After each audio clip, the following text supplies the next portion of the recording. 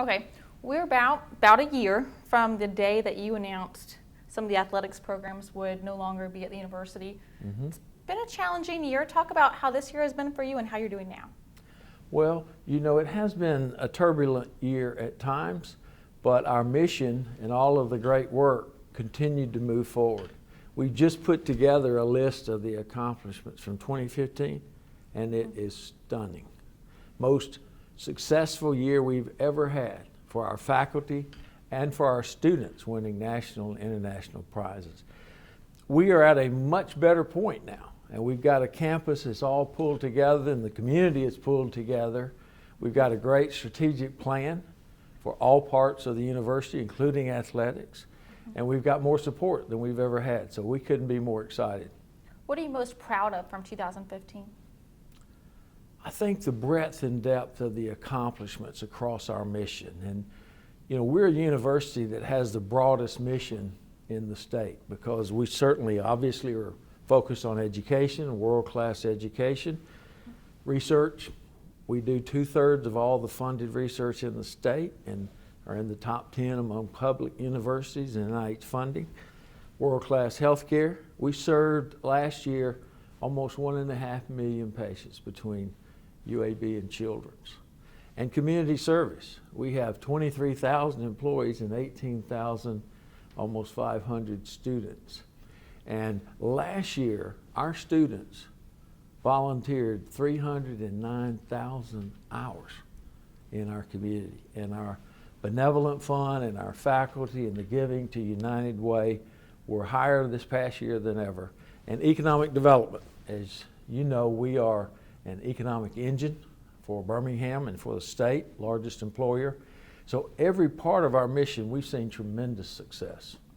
And I want to talk about more moving the mission for 2016, but first I want to ask you a couple questions about Sure. 2015. One of the latest developments is the UA System Board of Trustees expressed support for some of the new athletics facilities here on Yes. campus. What does that mean for UAB? Well, it means tremendous amount. We had a meeting this morning of UAB Athletics and our leadership with community leaders, and it was incredibly exciting. We've got, as part of our strategic plan, we're building a new master plan for the campus. We now cover 100 blocks in Birmingham, about 25% of downtown. And the west side of campus, near 65, is going to be where all of our athletics facilities are.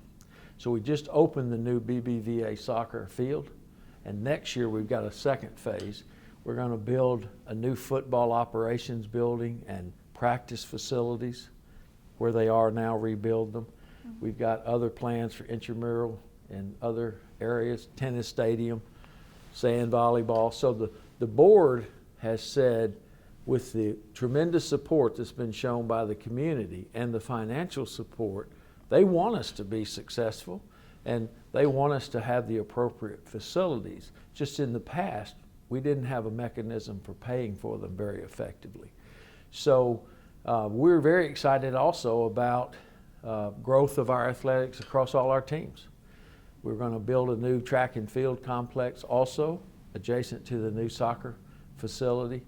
So that'll be a wonderful border for us on our west side of campus with our community. You talked about some of the pledges. There were many pledges. Have they come to fruition? Are the dollars with the words? Yes, they have. And it's been remarkable. We raised more money in a month than we had in the previous 10 years for athletics. And that's why I made the decision to bring those programs back, because we had a show of support. And these are by people who are, leaders in the community. And so we've worked hard to stay ahead of the finances, and we have. And we're going to have a balanced budget, and we're going to have the largest athletics budget this year that we've ever had. And so it really is coming to fruition well. We're going to make the athletics facility plan and campaign an integral part of our campaign for UAB, which is our $1 billion fundraising initiative. We're almost at $650 million now. And we've got about 3.5, 4 years to go. The total range of potential athletic facilities is in the $30+ million range, and even more if we had the appropriate donors and so forth to step up. But this plan is going to transform our athletics facilities, and it'll give our teams, most importantly, the opportunity to strive for excellence and to be winners. And as you know, we've had some great success even over the last year. Paul Dunn in the British Open, our recent graduate, and on our golf team who finished like 3rd or 4th in the nation last year. The basketball team had great success and had mostly freshmen and sophomores. They're coming back even stronger this year. We're going to host the Conference USA tournament here again for men's basketball and women's basketball. So we have high hopes for them to see some more exciting time in March Madness.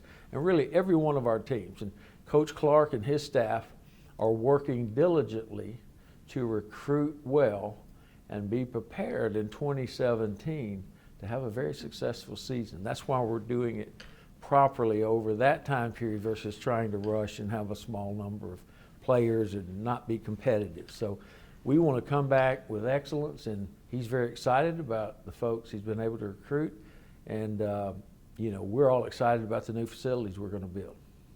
As the leader of the state's largest economic engine, I just have to ask you this question. Mm-hmm. When you made the announcement, there were students, there were community members downstairs from your office shouting, "Fire Ray Watts." Did you hear them? Yes, I heard them. That was a very difficult decision. And what we did was, as part of the strategic plan, we peeled back the onion and figured out really what have we been spending on athletics. And what we found was, in the previous 10 years, 9 years, we'd had a deficit. And I'm talking $500,000+ So we had doubled our subsidy over 10 years, from 10 million to 20. And our state budget is still down about 90 million from where we were in 2007. NIH funding is more challenging than ever because of the federal government. And the NIH budget is $3 billion less than it was then. Healthcare, as you know, is changing rapidly. Fortunately, we've been nimble and are changing with it, but a lot of uncertainty. So we didn't have the resources to keep taking from our academic and our research and our health missions. And that was why I made the decision. Now, the thing I wished I'd done then, which I did over the last 6 months, is involve everybody in the solution.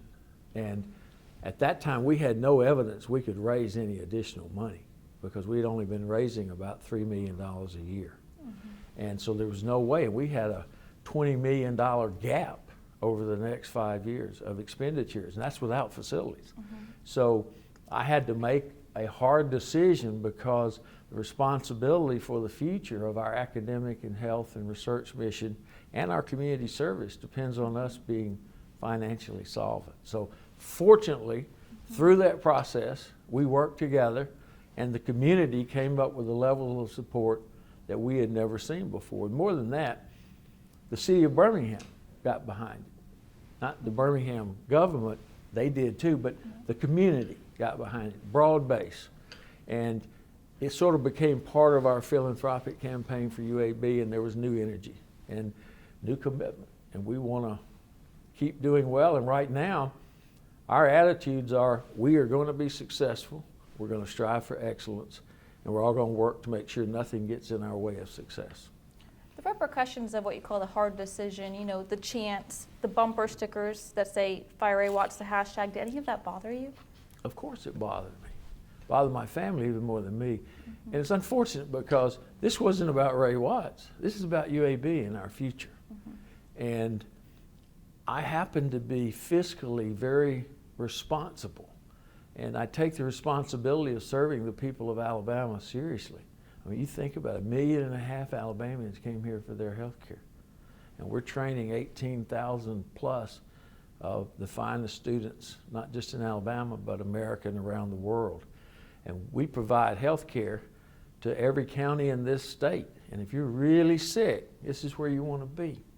And we've always been the kind of place that if you're really sick and you come to our doorstep or our emergency room, we will always take care of you, no matter whether you can pay or not, no matter your station in life.